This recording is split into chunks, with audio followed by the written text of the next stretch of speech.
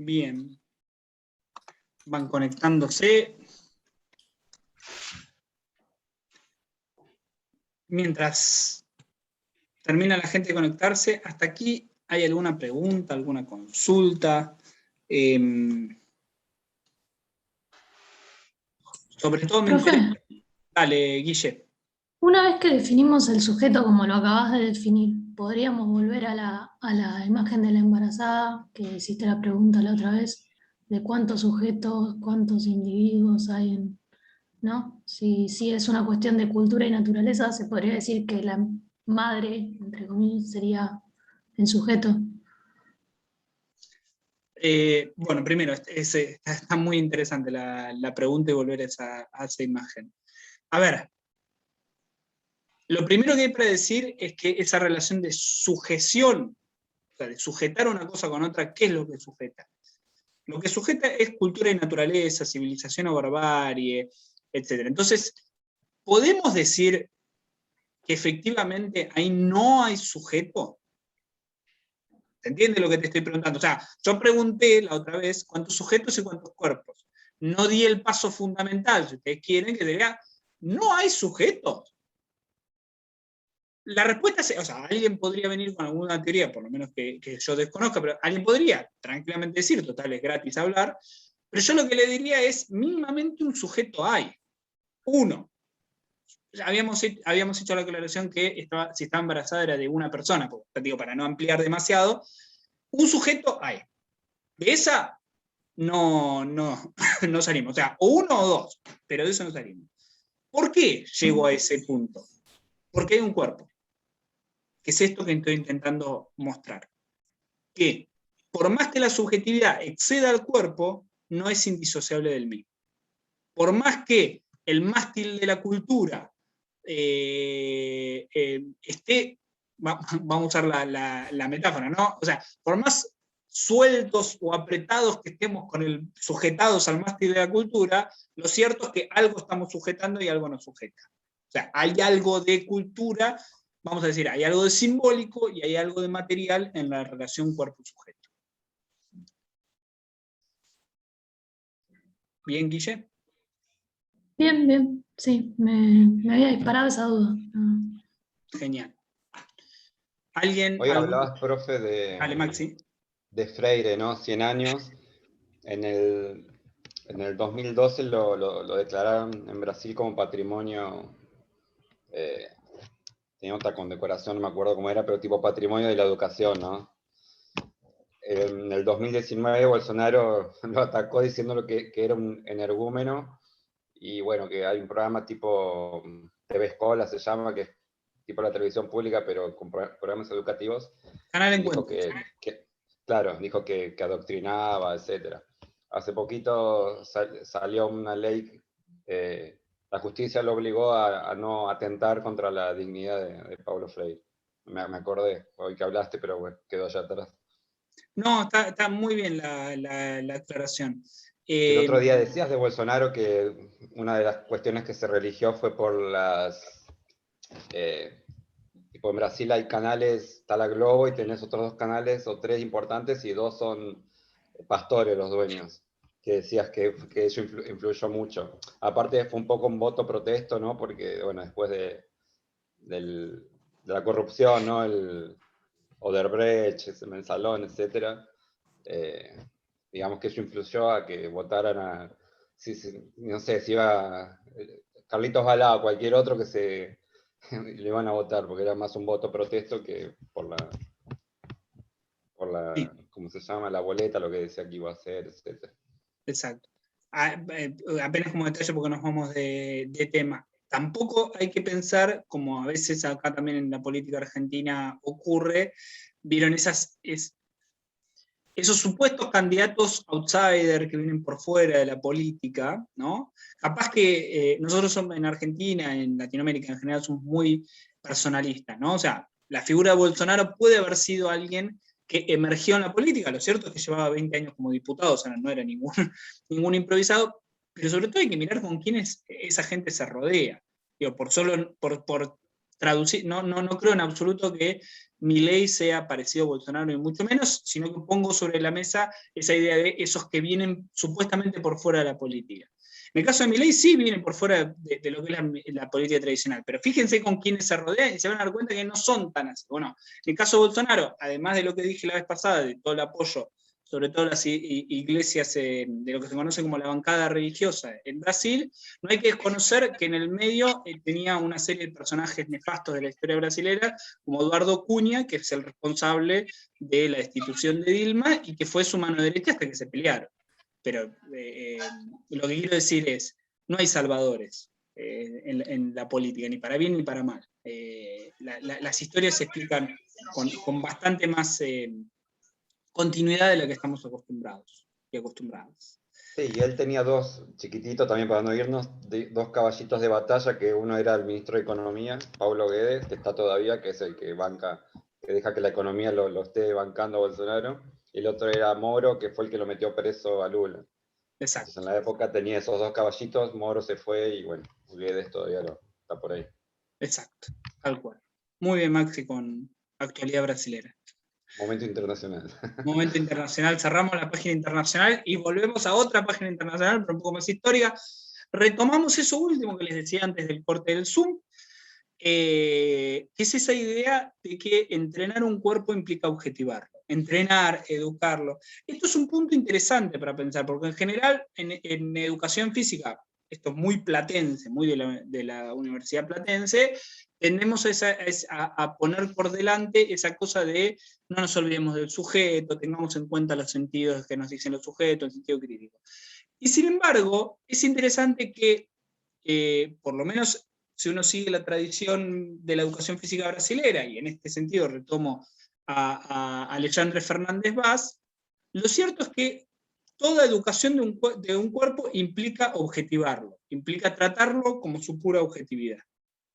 Ahí les recomiendo leer el texto, la vez pasada les decía, está en portugués lamentablemente, lean hasta donde puedan, y si no pueden no pasa nada, si no le preguntan a Maxi que les haga traducciones, pero lo interesante del texto de Alexandre Fernández Vaz es esa idea de cómo la educación física no puede salirse de justamente ser una educación física, educación de una naturaleza. Sobre esa base van a ser la educación física y va a mantenerse hasta hoy en día. Me anticipo a algo que vamos a ir analizando. Sobre la idea de que el cuerpo es una cosa material, que la cual hay que intervenir, que un niño de 5 años es un niño de 5 años, o sea, como cosa abstracta, pero es así. No se puede educar un cuerpo si no es teniendo también eso. Después uno puede conocer a Pedro, a María, a Juancito, a quien sea. Pero lo cierto es que la educación se postula sobre un cuerpo objetivo, objeto, sobre un cuerpo tener.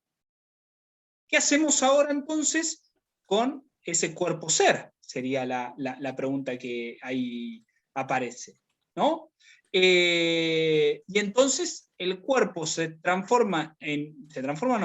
piensa como una suerte de cuerpo-máquina, esto ya lo han visto con otros autores, en lo cual puede el cuerpo ser optimizado, puede ser utilizado para el trabajo, pero no deja nunca de ser un cuerpo-tener y de escaparse a una relación de cuerpo-ser, ¿no? Y con esto voy a dejar de compartir esta... No, me quedaba una cosa más, perdonen,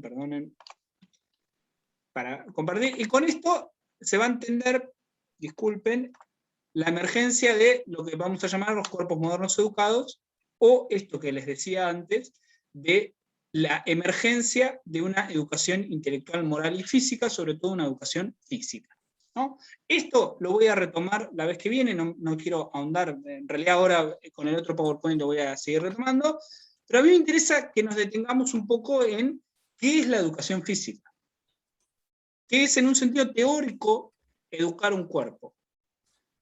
¿Para qué doña Rosa con sus impuestos le tiene que pagar a ustedes para enseñarle a alguien a jugar a la mancha? O sea, ¿por qué tenemos que educar a la gente para correr, saltar y lanzar? ¿Por qué hay que levantar esos brazos, hacer esas elongaciones? ¿Por qué es necesario en nuestra cultura enseñar oficialmente, obligatoriamente, el básquet, el atletismo, el fútbol, acá no me voy a poner a elegir qué deporte es mejor o es peor. Pero sí me interesa que pensemos por qué es necesario esta relación cuerpo-modernidad, y en este caso a partir de ahora vamos a empezar a pensar educación. Hay alguien que tiene prendido el micrófono y no quiero que se escuchen cosas que no quieren que se escuche. Ahí está Juliano. Listo. Ahí está. Bien, hasta acá estamos con una tradición de pensamiento alemana. Ahí veo que escriben en el chat, ahora miro eso, pero quiero cerrar con esto. Lo cierto es que la educación física se basa, insisto, en esta relación dual entre cuerpo tener y cuerpo ser. ¿Sí? Que lo pongo como una nota al pie. Este fue el principal debate filosófico que tuvo Alejandro Joaquín Amabet, el padre de la educación física universitaria platense. Ya lo vamos a desarrollar más adelante. Pero ¿de dónde viene esta relación dialéctica ser y tener un cuerpo? Bien, uno de los grandes pensadores que ha retomado esta tradición alemana y que le ha servido mucho a la educación física ha sido Maurice Merleau-Ponty. Lo voy a escribir en el chat porque no necesariamente tienen que conocer su nombre. Sinceramente, yo soy de los que creen que habría que leer mucho más a Maurice Merleau-Ponty de lo que se lo lee, ¿no? Maurice Merleau-Ponty es un autor, piensen ustedes, relativamente contemporáneo a Adorno y Horkheimer, o sea, el libro que yo les comenté, Dialéctica de la Ilustración, es del 47, el mismo año presenta su tesis de doctorado Maurice Merleau-Ponty, que es un francés con fuerte influencia alemana, y ahí inaugura la idea de que somos y tenemos un cuerpo. A través de un libro, que era su tesis de doctorado, que se llama Fenomenología de la Percepción, librazo, uno de los primeros libros que trabaja la cuestión del cuerpo, y ahí inaugura esta cuestión de la dialéctica entre ser y tener un cuerpo. Y entonces dice Merleau-Ponty, el cuerpo es el mediador entre el mundo y el individuo. Es el nudo de relaciones entre lo que ocurre culturalmente y nuestro yo. Merleau-Ponty estaba muy influenciado por lo que es la psicología clásica. Y ahí inaugura algo que a mí siempre me gusta ponerlo, que es que las relaciones entre ser cuerpo y tener un cuerpo son relaciones de percepción. ¿Qué es la percepción? Donde yo fijo la atención, donde yo estoy poniendo mi conciencia. O sea, la mediación entre ser y tener un cuerpo es donde pongo la conciencia. ¿Sí? Esto, por lo menos en sentido conceptual, puede ser un poco complejo. Vamos con un ejemplito ahí a los que tienen la cámara prendida y los que no, si quieren prenderla, la vamos a hacer a vivo. Le voy a pedir que por favor, primero, todos coincidimos en que los dedos tienen por condición tocar. ¿Sí? O sea, yo toco algo, el tacto, tengo tacto en los dedos, ¿no? Hasta ahí estamos de acuerdo, si no ya estamos bastante en problema. Les voy a pedir que hagan esto. Gracias a lo que están haciendo, dale, tampoco les estoy pidiendo que lean 300 páginas, les estoy pidiendo que pongan los dedos así. Les voy a decir, bueno, ahora les voy a pedir que se toquen un dedo con el otro y me digan, si quieren prender la cámara, cuál dedo toca a cuál. Pueden, la cámara no, el derecho o el izquierdo. El derecho a la izquierda. Hay uno que lo muevo, profe, entonces calculo que ese es el que toca. Cielo dice, el que mueve toca al otro. Bueno, lo cierto es que este ejemplo lo pone Merleau-Ponty. Yo los veo el fin de semana, reunión con los amigos, 2 de la mañana con cerveza. Chicos, pongan los dedos así que les voy a mostrar algo. Escuchen esto. Lo cierto es que Merleau-Ponty pone este ejemplo para mostrar cómo la relación entre ser cuerpo y tener cuerpo está mediada por la conciencia. Quiero decir, si yo pongo la conciencia en mi dedo izquierdo y hago tocar el dedo tocante va a ser el izquierdo y el dedo tocado va a ser el derecho. Pero si yo quiero fijar la conciencia exactamente al revés, uno se va a transformar en el dedo tocante, o sea, en el ser cuerpo, y el otro en el dedo tocante. Esto es, en el tengo un cuerpo. si ustedes quieren, para decirlo con un concepto más merleau-pontiano, la relación entre cuerpo propio, que es ese ser cuerpo, y el cuerpo objeto, que es ese cuerpo material. Listo, ya tienen chamullo para el fin de semana, se van a divertir, yo los veo a todos ahí, hagan así.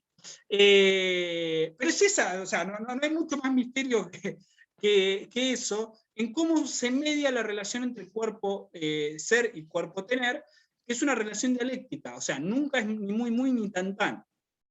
Merleau-Ponty pone otros ejemplos, ¿vieron?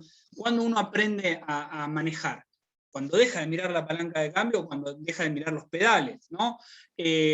Cuando uno sabe escribir a máquina, dice él, ahora estaríamos diciendo a computadora o en el celular. Cuando dejamos de mirar y ya sabemos dónde está, quiere decir cuando automatizamos un movimiento, que no es aprender un gesto técnico de la educación física, sino tornar algo del orden del cuerpo ser al cuerpo tener. Lo que llamamos comúnmente naturalizar, no nos la rebusquemos. ¿Qué no es educación física sino la naturalización de la cultura?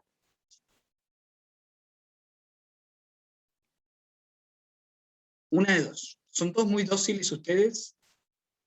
O no se están dando cuenta de la gravedad que le estoy diciendo, gente, ustedes son reproductores de una naturaleza, lo que van a hacer es que la gente sea pura naturaleza, son cómplices de este sistema, quieren que siga cebándolo para que uno diga, che, pará, tampoco tan así. A ver, esto que acabo de decir para mí es cierto. La pregunta es qué hacemos con eso, o sea, no cómo subvertimos eso. Déjenme explicarles lo que acabo de decir. Desde mi lectura, puedo estar equivocado, de hecho es muy probable que esté equivocado, la educación física crítica ha intentado romper con la idea de que la educación física naturaliza cosas. Y yo soy de los que creen que eso es insalvable. O sea, no existe educación física sin eso. Porque nace con un problema, lo vamos a ver la vez que viene cuando veamos el nacimiento de la educación física. Lo que tenemos que hacer es ver qué hacemos con esa naturalización. O sea, en todo caso, ser críticos de lo que vamos a naturalizar.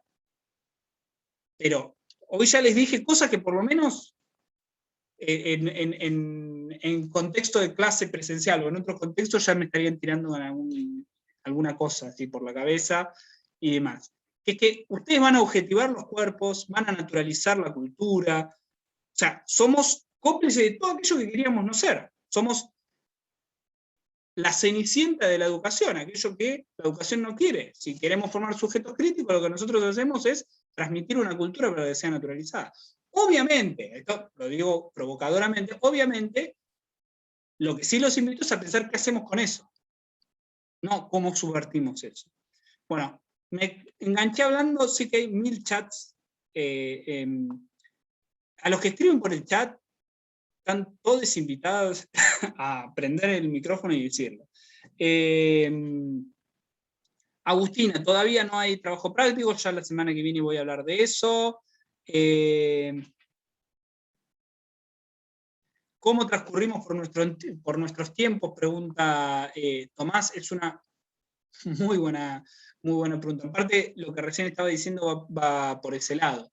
O sea, ¿cómo hacer para, dentro de esa naturalización de la cultura, no caer en, vamos a decir, una naturalización que no sea ajena?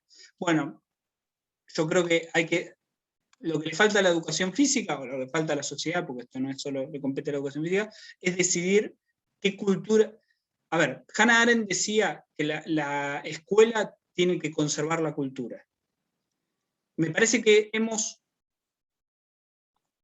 soltado la mano demasiado rápido a qué cultura queremos conservar. Por solo decir un ejemplo, quienes deciden los currículums de educación física no son de educación física, sépanlo, y no están teniendo estas discusiones. Ahí Maxi tiró una minuta del día, que quien quiera recibir trabajos y todas esas cosas puede. Y ahí, quien preguntó lo último, Tomás otra vez vuelve sobre un punto que es si esto es algo de la escuela o de la educación física. Yo creo que es algo de la escuela. La diferencia es que nosotros y nosotras trabajamos con algo que la sociedad entiende por naturaleza, como es el cuerpo. O sea, se sigue manteniendo una idea de cuerpo como naturaleza. Y nosotros no podemos romper con esa idea. Lo digo así a cara descubierta. En la pregunta de Guille, al inicio, de respecto a la imagen de la embarazada, hay algo que en un ratito les voy a introducir, que es lo que llamo la gramática de lo corporal. Hay algo de lo cual no podemos romper. O sea, podemos poner en tela de juicio, vamos a tornarnos una suerte de Descartes que pone todo en duda. Pongamos todo en duda. Todo en duda. Todo. De hecho, la educación física crítica intenta eso.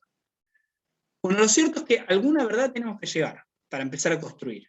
Esa verdad a la cual yo llego es lo que llamo la gramática de lo corporal, que es el punto inicial sin lo cual no podemos hablar de cuerpo. Lo voy a tirar, insisto, tiro la piedra y no escondo la mano, lo vamos a ir desarrollando. Lo que pasa es que las preguntas a veces implican avanzar unos pasos. Seguramente todos los que estamos acá vamos a coincidir rápidamente que el cuerpo es una construcción social, ¿no? O sea, ¿hay alguien que diga que no? No pasaron por teoría. No es solo una construcción social. Bien, no es solo, no importa, pero es. Pero es. Bien, perfecto. Betiana, ya que prendiste el micrófono, Betiana como el resto, ¿no? ¿Qué no es una construcción social? Eso me da dudas, porque ¿qué disciplina no naturaliza la cultura en la que vivimos? Ninguna.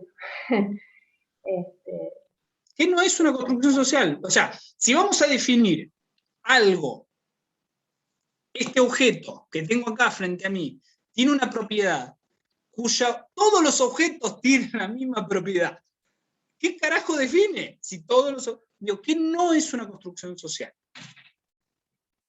Ahí es hacia donde vamos a ir, les anticipo hacia el final del seminario, pero yo lo que quiero plantear ahora es, bueno, lo que tenemos que construir es lo que llamo una gramática de lo corporal, que es un orden de las cosas, un orden de esa constelación de elementos, sin lo cual no hay un cuerpo.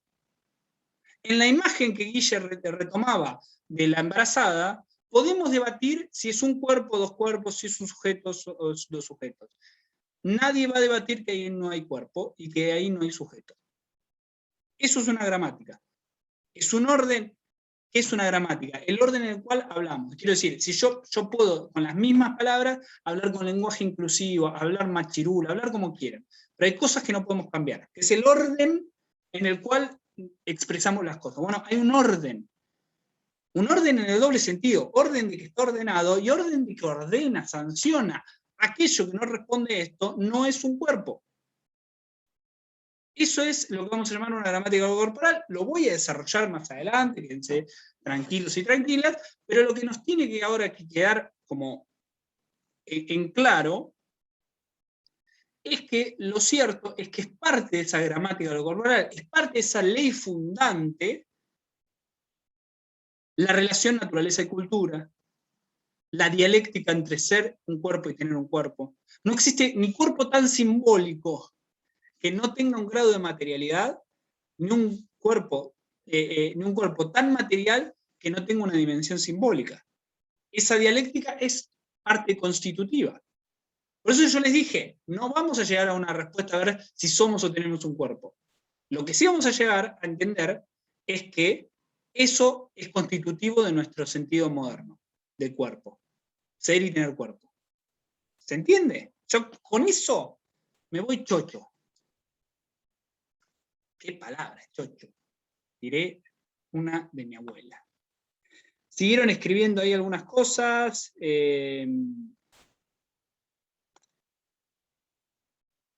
La ontogénesis no es una construcción social, implica el cuerpo. Tomás, si querés prender el micrófono y ampliar un poco esto, porque ahí ya no sé para dónde estás queriendo dirigir el... No tiene micrófono, qué pena. Sinceramente, no sabría hacia dónde está yendo. Así como está escrito, no estaría de acuerdo, pero bueno, en una frase, muy difícil criticar una frase. En todo caso, la escribí y la vamos charlando. Hasta acá, ¿cómo estamos? Pulgares arriba, dedos tocándose, ¿cómo estamos? Bien, perfecto. Todo joven. ¿Quién habla? Agustina. Acá, una consulta. ¿Cómo estás? Bien, profe, quería preguntarle, le mandé unas preguntas al chat, a ver si sabe si hay algún trabajo práctico ya, el primer trabajo práctico, o no va a haber durante la cursada, porque pregunté y no me respondió ninguno. Yo ahí te respondí, dije que la semana que viene voy a dar las consignas. Ah, perdón. No pasa nada. La semana que viene voy a dar las consignas. Me parece muy, o sea, no tu pregunta, Agustina, para nada, pero me parece muy escolar arrancar un seminario ya empezando a pedir cosas. Eso de tener que testear los presentes me parece a mí como un poco demasiado escolar. Me interesa en todo caso que aprendan. Entonces, el trabajo práctico está pensado eso, para seguir pensando juntos. Igual somos un poco así, ¿no? De que empieza y ya preguntas por la evaluación y uno por ahí debería entrar y preguntar qué contenido vamos a ver, de qué vamos a charlar y empieza por el final. Estaba viendo esto del cuerpo en ese texto que diste, que es de 1934, de Marcel Mauss. Sí. Dice que tenemos un cuerpo, de hecho toma la técnica del cuerpo y el cuerpo como un instrumento del hombre. Hay varias, va hablando de varias cosas que le pasaron a él, o que él vio o estudió desde la marcha de los ingleses, los alemanes, etc. Y cuenta una experiencia que tenía un profesor que era atleta, muy bueno, y le enseñaba a correr con los brazos a sacar el pecho. Y decía que era una mala técnica. Después, viendo otros atletas, tiempos después, lo corrigió. O contaba que iba con las manos abiertas caminando, generalmente en el convento caminaban con las manos cerradas. Y el profesor le dijo, idiota, estás con las manos abiertas. O sea, cada cosita, ¿no? No sé, me sorprendió esas. A ver, ese texto de Marcel Mauss, que es de 1934, piensen ustedes, a mí me interesa que vean como las fechas, no tanto para que armen una cronología en la cabeza, sino para que se den cuenta que es un periodo. O sea, lo que les comenté en la Escuela de Frankfurt, lo que comenté en Merleau-Ponty y este texto de Marcel Mauss, es un periodo, es un momento en el cual la temática del cuerpo emerge dentro de las ciencias sociales. Estaba ausente y de repente aparece como en distintos lugares con distintas cuestiones. ¿Por qué pasa eso? Bueno, porque piensen ustedes que después de la... A ver, para reducir una historia que es muchísimo más compleja, pero ¿qué es lo que vino a vender la modernidad? Lo que vino a vender la modernidad es, ya no somos más una suerte de sujetos con un destino fatalista, con un destino escrito, que dependemos de Dios, unas marionetas, sino que nuestra vida es nuestra. Y nuestra razón es nuestra razón. O sea, la modernidad vino a traer el individualismo. Cada individuo por sí mismo. Perfecto. Y entonces venía desarrollándose la modernidad hasta que de repente vinieron las grandes guerras, sobre todo la Primera Guerra Mundial, y lo primero que hace es poner sobre la mesa que, bueno, tanto no decidimos sobre nosotros mismos, si vienen y me obligan a ir a una guerra que ni siquiera sé contra quién. Entonces empieza a resquebrajarse por un lado. Pero al mismo tiempo empieza a resquebrajarse el capitalismo. 1929, el crack del 29, empieza a mostrar que, bueno, no es eterna abundancia, sino que alguien tiene más que otro. Que para que el capitalismo exista tiene que haber ricos y tiene que haber pobres. Otro complemento de la... Y por otro, empiezan a emerger en todo ese periodo todo lo que es la biopolítica de los cuerpos a través de la medicalización. Nuestro registro de cuánto pesamos, cuánto medimos, nacimiento, seguridad social, alimentación como campaña política, etcétera, etcétera. Regulación de las drogas, regulación del matrimonio, regulación de la sexualidad. En ese momento es en el cual emergen todas las normas. Esto vamos a tener una clase en la cual voy a explicar acerca de la biopolítica de los cuerpos, que es este periodo. Y en todo ese periodo empiezan a darse cuenta algunos autores que, bueno, algo hay que decir del cuerpo. Dentro de esa maraña, ya vimos a Merleau-Ponty, ya vimos a Adorno y Horkheimer, ahora Maxi trae a Marcel Mauss. Marcel Mauss incorpora un concepto que es fundante de la teoría social del cuerpo, que es el concepto de técnicas corporales o técnicas del cuerpo, depende de la traducción, se usan las dos. Y lo que muestra es que lo que nosotros llamamos cuerpo, en realidad son técnicas de movimiento, o sea, maneras eficaces y eficientes de moverse, que dependen de una cultura. Y entonces analiza, por ejemplo, vamos a decirlo así, en el modo de marchar inglés está inscripta la cultura inglesa. En el modo de marchar francés está inscripta la cultura. Hay un autor contemporáneo, que capaz que lo escucharon nombrar, bastante disruptivo, se llama Slavoj Žižek, no sé si lo escucharon, tiene en Canal Encuentro pasan un ciclo de cine de terror sobre él que vale la pena mirar. Tiene un video, lo pueden buscar en YouTube, de cómo utiliza un poco esta idea de las líneas corporales para decir, para retomar esta idea de Marcel Mauss, de los modos de marchar, los modos de correr, los modos de lanzar, y dice, bueno, también existen modos de cagar. Perdonen la escatología tan temprano, pero y analiza cómo cada cultura, en los modos de cagar de cada cultura, se manifiesta la idiosincrasia nacional, vamos a decirlo así. Y es muy interesante, ¿no? O sea, entre los usos del papel higiénico, en qué momento se usa el bidet, si todo esto lo hacen en gran parte de una manera irónica, si escribes Žižek, ¿no? Si se tira la cadena antes o después de usar el papel. Bueno, una serie de cuestiones, no es necesario que ahonde en este momento en una clase de Educación Física 5, pero que es interesante pensar eso, de que el cuerpo ya no es más su pura anatomía, sino que implica la incorporación de técnicas sociales inscritas en el cuerpo, vivenciadas, experienciadas como naturales. O sea, no hay una decisión consciente o racional en muchas de esas técnicas que Marcel Mauss analiza, que Žižek retoma, o que podemos pensar acá. La educación física en parte usa esa relación idiosincrásica entre una cosa y la otra. ¿Acá estamos bien? Sí. Y también habla de la tradición, ¿no?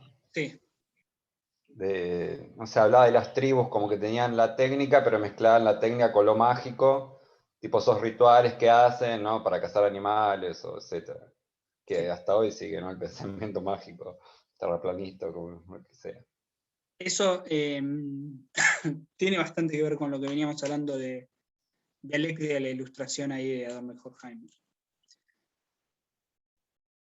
Hago un paréntesis. Dice mi viejo, no tienen por qué saberlo, pero lo traigo acá a colación, que una de las peores frases sociales que tenemos es el que avisa no traiciona, cosa que es cierto, digo, uno puede ser alto traicionero incluso avisando, pero voy a avisar con pretensiones de no traicionar, así como Maxi dijo los 3 largos Zoom, sepan que este también va a ser Zoom. Yo doy clase de 2 horas, sé que la atención en el Zoom es complicada, quedan 6 minutos de esta reunión y vamos a ir hacia un poco más, hacia seguir avanzando. Vamos a ver hasta dónde lleguemos, ¿no? Y ahora con sí. eso que decías, perdón, Dale. Edu, la última, me acordé de una entrevista de Crisorio con, no sé si fue Juan Casajus o en algunas, que habla de un manual de buenas conductas, no sé si era de Buenos Aires o porteño, que te decía qué hacer si veías a alguien defecando en la calle. En la época había insalubridad, digamos, como no había baños para todo el mundo, o lo que fuere. Y como que el manual decía, bueno, tenés que ir y hacer Ay, se trabó. por ahí en YouTube. Se te Lo que trabó vos ahí. contaste el otro día lo del pollo también, pero digo, hoy existe lo de la lechuguita, no se corta, hay que doblarla, o las masas, los espaguetis, etc. Si vos querés, bueno, esto lo vamos a ver de acá un par de clases cuando veamos el nacimiento de los deportes, toda la teoría más de Norbert Elias, y cómo eso impacta en la educación física, ¿no? O sea, cómo eso trae un nuevo cuerpo a la educación física. El cuerpo más ligado al capitalismo, si vos querés, fuertemente ligado al capitalismo más liberal. Pero sí, lo interesante de todo eso es que ahora siguen existiendo las mismas normas sociales. Lo interesante de todo ese periodo es que fue necesario escribirlas y educarlas de una manera patente. Digo, Spencer, el tipo que más leía Sarmiento, para que ustedes tengan una idea, tenía algo bien interesante que decía, el gran problema de la educación no es educar a los niños, es educar a los padres. O sea, ¿cómo haces para educar a la generación que ya está al mando del mundo, ¿no? A la generación que va a venir? Los manuales de conducta ya se enseñan en la escuela. El problema es qué hacemos con los adultos. Gente, ¿estamos con fuerza para seguir un poco más? ¿Sí? ¿Qué van a decir? Que no. Quedan acá escrachados en el Zoom, no da. Vamos a empezar, no sé si vamos a terminar, pero empezar a pensar esto de que llamo la gramática de lo corporal. ¿Qué es el objeto de la educación física? Acá empezamos un poco a dejar esa cuestión crítica, si ustedes quieren, de análisis histórico, y empezamos un poco a ser afirmativos, a decir algo sobre todo esto. Y ya que está, les cuento, esta es mi investigación que desarrollo en el marco del CONICET, que tiene que ver con cómo el nacimiento de la educación física es coyuntural, contingente, contextualizado con el nacimiento del cine. De lo que hoy llamamos el cine, en realidad, cómo nació en sus momentos. Lo primero, un par de cositas que vamos a ir desarrollando. Primero, vamos a tratar de interpelar cuál es el objeto de la educación física. ¿Cuál es el objeto de la educación física? Es una pregunta abierta, difícil de responder. Muchos pueden decir el objeto de la educación física es el cuerpo. Otros pueden decir es el movimiento. Otros cuerpo y movimiento. Lo cierto es que voy luego a dar mi definición de lo que es el objeto de la educación física, pero en parte quisiera comenzar por tratar de pensar cómo nace la educación física con una contradicción, con un problema teórico de base, que es la relación entre educación y física. Dicho de otra manera, si nosotros entendemos que educación es del orden de la cultura y física, por su definición, naturaleza, es del orden de la naturaleza, physis, ¿se acuerdan en griego naturaleza? ¿Cómo se hace para educar la naturaleza? Si es un oxímoron, si es una contradicción lógica en sí misma. ¿Cómo se hace para, en todo caso, educar lo natural? Ese es el problema de base que tiene la educación física, y por eso implica una serie de problemas irresolubles. Sobre la relación de la historia de la educación física, no hay que perder de vista que tenemos una relación modernidad, Estado y ciencia. Esta misma relación modernidad, Estado, ciencia, o sea, la educación física es moderna, depende del Estado, nace del vientre del Estado y de la mano de la ciencia, es la que lo va a relacionar con el cine. ¿Sí? Lo que voy a mostrarles es una historia común entre el nacimiento del cine y de la educación física. Y de cómo una se ayudó a la otra en la reproducción de técnicas corporales, lo que recién veíamos con Marcel Mauss, y técnicas cinematográficas. Esto es, maneras de registrar a esos cuerpos en movimiento. ¿Para qué? Esto es lo que vamos a llegar en última instancia, para tratar de desentramar qué es esto de una gramática, qué es una gramática corporal y cuál es la gramática que reproduce la educación física. Eso es lo que el norte de lo que vamos a intentar hacer ahora en breve. Por ahí decís que el Estado Nacional garante la escolarización para garantir a su vez la homogenización, simultaneidad, gradualidad. Eso es lo que sostengo ahí, queda menos de un minuto. Eso es lo que sostengo en el texto, y que es importante este comentario que hace Maxi de entrada. Tanto la educación física como el cine van a nacer con dos grandes características: homogenización y simultaneidad. Ahora la voy a explicar en un ratito. Esto se está por cortar, no voy a ampliar sobre lo que tienen en pantalla, pero sí decirles esto. Tanto la relación entre cuerpos en movimiento que tiene la educación física y que tiene el cine, piensen ustedes que el cine es la primera vez que se masifica un cuerpo en movimiento. No existía hasta el nacimiento del cine un cuerpo en movimiento mostrado en imagen. Eso van de la mano justamente por el nacimiento de los estados que financiaron investigaciones científicas que ahora les voy a mostrar con Etienne Jules Marie, este personaje fundamental de la historia.